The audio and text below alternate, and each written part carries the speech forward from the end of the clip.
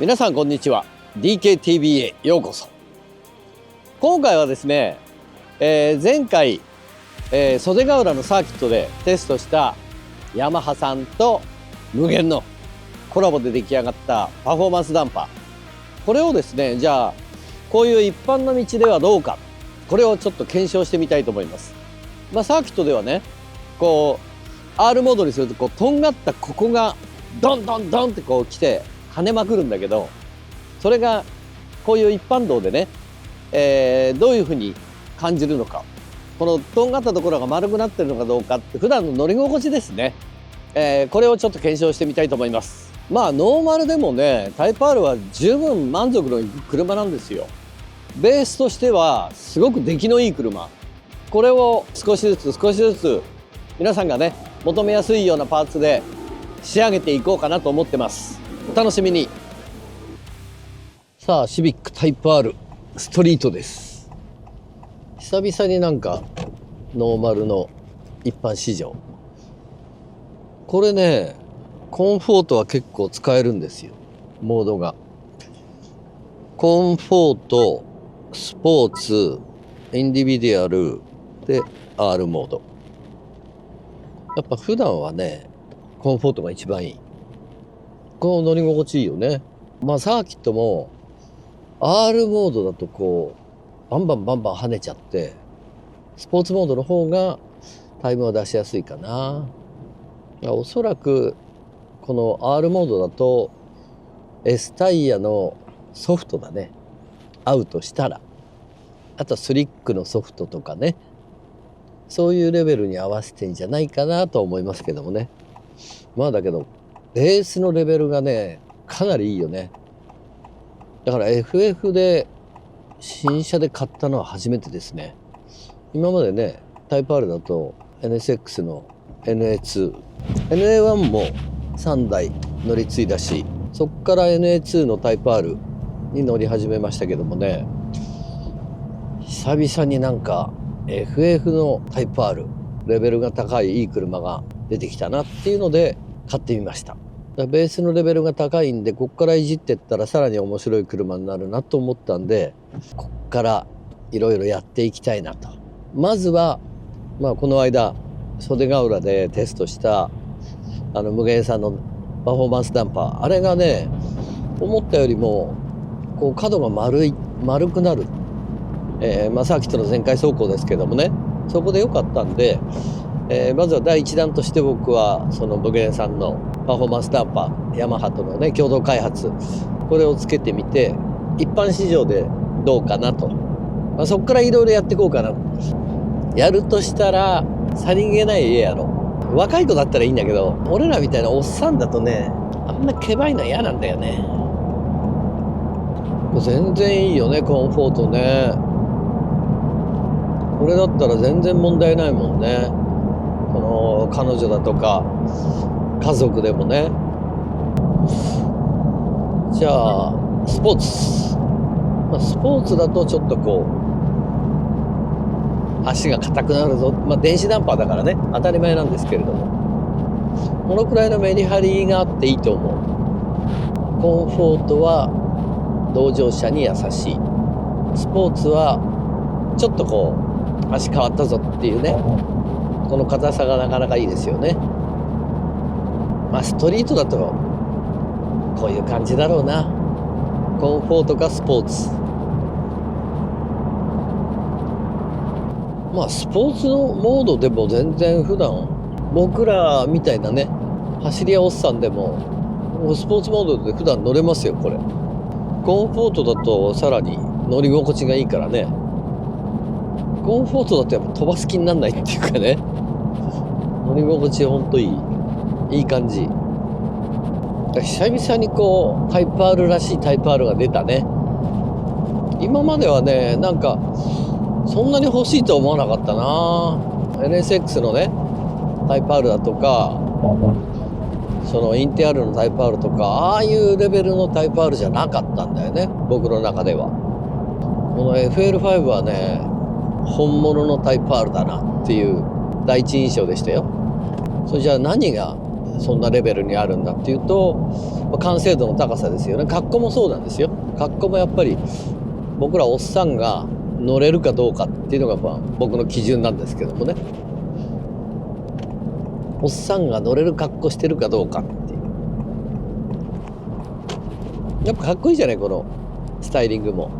で、室内の作り込みもうまいし。だからこれだったら恥ずかしくないなっていうね。あとはやっぱりその完成度の部分では駆動系であったり、そのトルクだとかパワーの出し方がすごくレベルが高いところで仕上がってるな。あとはギアの振り方ですよね。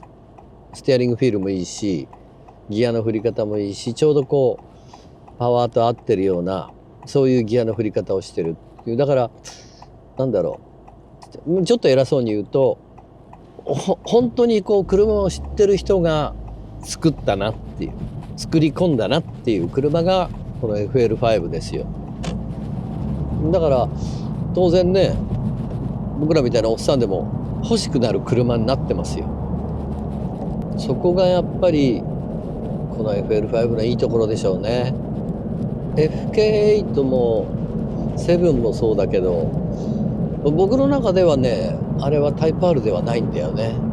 そういう意味ではね、この FL5 って車好きが本気で作ったんだろうなっていう、昔の血を感じるホンダの。もうタイプ R が出たばかりの時のもうとんがってたそうタイプ R。それがね、この FL5 にはある。FF なんだけど FR ベースと同じレベルでコーナリングできるぞ、それを感じる。動画のコメントだと千谷さんが FF を買われたっていうのが意外っていうコメントが結構多くて、袖ヶ浦の動画で、やっぱり FR みたいな操作感覚があるっていうのが決め手だったんですか？決め手はやっぱそこでしょ。今までやっぱりその FK8 にしてもさ、なんだろう、7にしてもそうだけどさ、やっぱ FF だなっていうのがあったわけよ。これはない。これはね、進入速度が FR と同じに入れる。今まではね、やっぱ FF だなっていう車、これはね、FF でもいいじゃねえかっていうコーナリング、進入スピードを維持して旋回できる。ただ惜しいのはサイドブレーキがないことだね。さあ、それでは乗り換えてみたいと思います。無限とヤマハの共同開発、パフォーマンスダンパー行ってみたいと思います。さあ、マイカーの僕の FL5 シビックタイプ R です。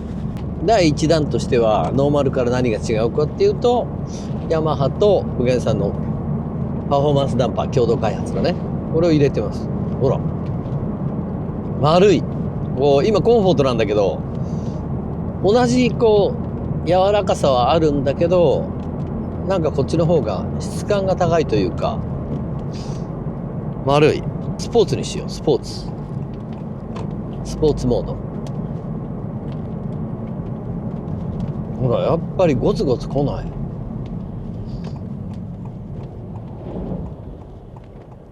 これはね、普段乗り心地いい。これはいいですよ。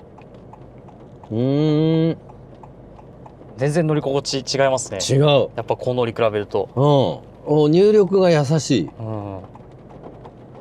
なるほどね。なんか、言い方は悪いんだけど、ノーマルの FL5 シビックタイプ R だと、コンフォートでもスポーツモードでも比較するとだよ。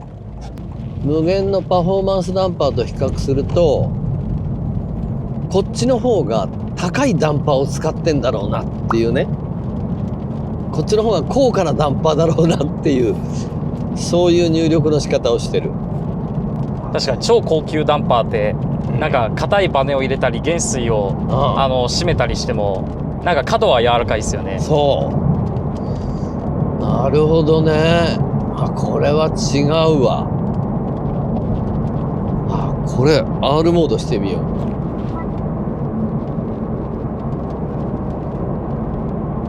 R モードやっぱ硬いか。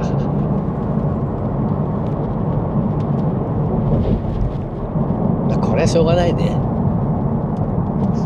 まあ R モードでも袖ヶ浦のサーキット走ってみましたよ。見ましたけどやっぱ跳ねちゃうんだよね。ああいう最大入力があると。これね今 R モードなんですけどこのパフォーマンスダンパー効いてますよ。ああなるほどね。まあこういうちっちゃいギャップだとなんともないよね。大きいギャップに行った時にドンドンってくる。いやだけど丸くなってるそのとんがったところがない。スポーツモード。ここの段差どうかね。ああ丸い。あ普段スポーツモードで乗れる。全然乗れますね。うん。やっぱ R モードだとなんか大きなストロークが必要な時に、やっぱ基本的に動かさない方に設定されるんで、どうしてもなんかバインって跳ね返る感じとか残っちゃうんですけど、そこのバインっていうなんか反発するというか跳ね返ってくる感じをなんかいなしてくれてますよね。そうこうとんがってるところが丸い。ほら今これスポーツモードなんだけどね。コンフォートにするとさらに高価なダンパーが入ってるぞみたいなそういう乗り心地に変わる。もうだから車高も下げたくないような人、足回りを変えたくないような人、そういう人はこれはありだよ。無限のパフォーマンスダンパー入れるのは普段の乗り心地が全然変わる。まあ、僕なんかはね多分車高を落としたいから車高調入れちゃうんだろうけど、だけどこれはね捨てがたいな。なんかノーマルのサスペンションでもいいなっていう。これはかなり乗り心地がいい。丸くなってる。この乗り心地が普段あるんだったら足変えたくないなっていう感じはしますよ。パフォダンってセットで税込み10万ちょっとぐらいですけど、それで超高級ダンパーみたいなこう乗り心地が得られるって思うとすごいコスパ的にもいいと思うよ。だってお買い得な気がしますね。超高級ダンパーでも100万とか全然する。ベーススペックだとしちゃいますよね。10万でこの乗り心地が質感が手に入るんだったら俺は安いと思う。これ捨てがたいな。ノーマルのサスペンションでもいいかなって思っちゃうよねこれ。ちょっと車高調を買うって言ってもこれを上回る車高調って結構限られてきちゃいますよね。これはできないと思うな。いいじゃん。ちょっとかなりいいよこれ。サーキットだとねほんとなんかこうちょっとここが違うなぐらいだったんだけどストリート乗ると明らかに違う。袖ヶ浦って割と路面が綺麗な方だと思うんで、やっぱ一般道みたいな継ぎ目が多いところとかうねりが多いところに行くとよくわかりますね。ほんとわかる。このパフォダンの違いが。いやこれはいいぞ。まあ無限だからねいい加減なもん出さないけどさ、これはかなりレベルが高い。一般の道はかなりわかる。これはもう普通にそのノーマルに乗ってる人がパフォーマンスダンパーつけたいって言って工賃も出して帰ってくる時にもうすぐわかる。だから本当言い方は悪いんだけど安っぽいダンパーから高いダンパーに変わったなっていうさ、その違いがわかる。誰でもこれ。これはすごいわ。ノーマルもすごいいいですけどね。ノーマルもいいんだけどこっち乗っちゃうと、そうこれに乗っちゃうとこっちがいいなと思うからさ、これ難しいな。こっからじゃあどうするかなっていう。ここからスプーンのダウンサス入れるでしょ。そうするとこの電子ダンパーが生きるでしょ。でこの足の質感は落ちないじゃない。そこぐらいかな。ダウンサス入れてモデューロのねリアウィングはなかなか手に入んないんですよ。あれ2年待ちとか。もうイタリア製なんでイタリアで作ってるからね、あのシェブロンは。本当はあれつけたいの。あれはね、本当バランスいいよ。あれはもうあのリアウィングの開発の時は、おそらくシビックタイプ R 買うような人はリミッター外すよね。リミッター外した時に彼らで必ずサーキットで走るよね。その時に前後のバランス、やっぱり200キロ以上もう出る車ですからね、シビックタイプ R。その時にやっぱりリア、フロントに対してリアが落ち着く車。リアがね、ちょっとね、140、50キロぐらいのコーナリングだとリアが軽くなるんだよね。そこが僕らは開発してて嫌で、リミッター外してサーキットを走る人用のために、モデューロのリアウィングを開発したんですけどね。前後バランスを、ほんと整える。あとは、フロントのリップ、あとカナード、フロントもうちょっと抑えたいなっていう富士の 100R とかね、ああいったところでフロントもうちょい抑えたいなっていう時にカナード欲しいよね。あんまりケバクしたくないこの車は。大人が乗ってもかっこいいシビックタイプ R にしたいわけですよ。第一弾としてこの無限のパフォーマンスダンパーね。さあ、無限のパフォーマンスダンパーを一般道でチェックいかがだったでしょうか。本当にね、袖ヶ浦のサーキットで乗るよりこっちでストリートで乗る方が分かりやすい。ノーマルとパフォーマンスダンパー、これはねやっぱ無限のパフォーマンスダンパーつけたいなっていうぐらい違います。ということでノーマルサスで乗りたいような人は絶対これ入れた方がいいと思います。バイバイ。 DKTV でした。よかったらいいねを押してください。登録もお願いします。バイバイ。これはしっとりしてていいぞ。足動いてるじゃん、ちゃんと。車庫帳を入れました。